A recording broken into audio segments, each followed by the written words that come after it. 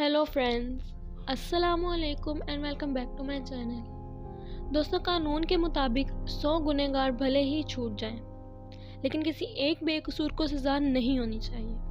और ये बात बहुत ज़्यादा ज़रूरी भी है, क्योंकि बिना कोई गुनाह किए बिला वजह सज़ा काटना ज़्यादती से कम नहीं। इसीलिए हमेशा ये कोशिश की जाती है कि किसी बेकसूर को सज़ा ना हो। लेकिन अगर ऐसा हो कि किसी बेकसूर को 1-2 साल नहीं बल्कि अपनी पूरी ज़िंदगी जेल में काटनी पड़े उस जुर्म के लिए जो उसने किया ही ना हो, तो यकीनन ये बहुत ही ज़्यादा ज़्यादती है। दोस्तों, ये बात सुनने में बेशक बहुत ज़्यादा नाकाबिले यकीन लग रही हो, लेकिन यकीन करें, दुनिया में ऐसे बहुत से लोग हैं जिन्होंने बिना कोई जुर्म किए अपनी पूरी ज़िंदगी कैद में काट दी। क्वामे अजामू। दोस्तों, ये दास्तान है 1975 की, जब क्वामे अजामू की उम्र महज 29 साल थी। तभी इन्हें एक सेल्समैन के मौत के जुर्म में उम्र कैद की सज़ा सुना दी गई, वो भी सिर्फ इस वजह से कि एक ऐनी शाहिद का कहना था कि क्वामे वहाँ पर मौजूद थे। लेकिन बाद में पता चला कि उस विटनेस ने झूठ बोला था और उस एक शख्स के झूठ की वजह से इन्हें अपनी ज़िंदगी के 27 साल कैद में गुजारने पड़े। और जिस दिन ये साबित हो गया कि क्वामे बेकसूर हैं और इन्हें बाइज्जत बरी कर दिया गया, तो क्वामे कोर्ट में रोने लगे। बेशक उनके ये आंसू खुशी के थे और वो बहुत ज़्यादा खुश भी थे। आखिर वो क्यों ना खुश होते, वो जो जंग लड़ रहे थे वो उसमें जीत चुके थे। मगर इनकी ज़िंदगी के जो 27 साल किसी की झूठी गवाही की वजह से ख़राब हुए, उसकी भरपाई भी कोई नहीं कर सकता। क्रिस्टिन लोबाटो। दोस्तों, 8 जुलाई 2001 में क्रिस्टिन लोबाटो नामी एक खातून को उम्र कैद की सज़ा सुनाई गई, और उसकी वजह ये थी कि एक रात जब वो पैदल अपने घर की तरफ वापस जा रही थी, तो उन्होंने देखा कि कोई शख्स उनका पीछा कर रहा था। रात के अंधेरे में वो ठीक से उसका चेहरा तो ना देख पाई, लेकिन फिर भी उन्हें उसकी हल्की सी झलक याद थी।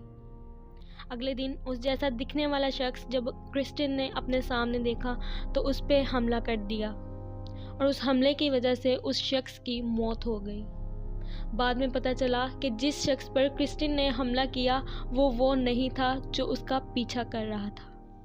हालांकि वो हमला क्रिस्टिन ने सिर्फ सेल्फ डिफेंस में किया था, लेकिन वो ये बात नहीं जानती थी कि वो शख्स अपनी जान से हाथ धो बैठेगा, और इन्हें अपनी ये बात साबित करने में पूरे 16 साल लग गए, क्योंकि कोई ये बात मानने को तैयार ही नहीं था कि क्रिस्टिन ने ये काम सेल्फ डिफेंस में किया था।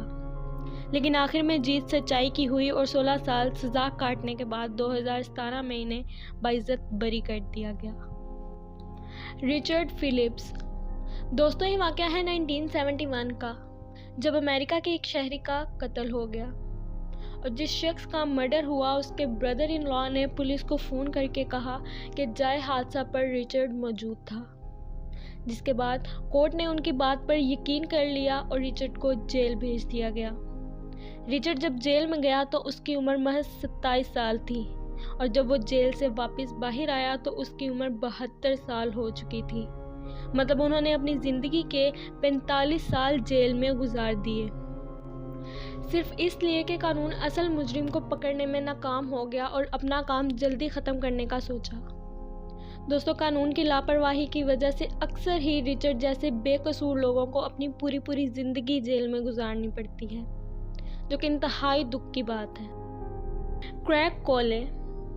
दोस्तों, ये किस्सा कैलिफोर्निया का है। 1978 में क्रैग कोले पर 2 मर्डर्स का इल्ज़ाम लगाया गया, जिनमें से एक इनकी गर्लफ्रेंड थी और दूसरा इनकी गर्लफ्रेंड का 4 साल का बेटा।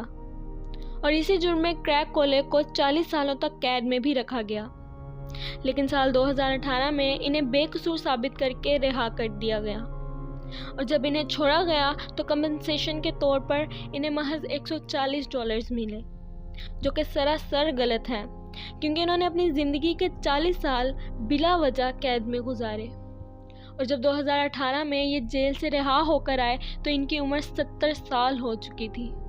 ये 30 साल की उम्र में ही गिरफ्तार कर लिए गए थे, और ऐसे में इन्होंने तकरीबन अपनी आधी ज़िंदगी कैद में गुजार दी है, जिसकी भरपाई के लिए $140 बिल्कुल भी मुनासिब नहीं है। क्रैग का कहना है कि पैसा कभी भी उनकी ज़िंदगी का वो वक्त वापस नहीं ला सकता जो उन्होंने खो दिया है, वो भी उसके कत्ल के इल्ज़ाम में जिससे वो कभी सबसे ज़्यादा प्यार करते थे। John burn.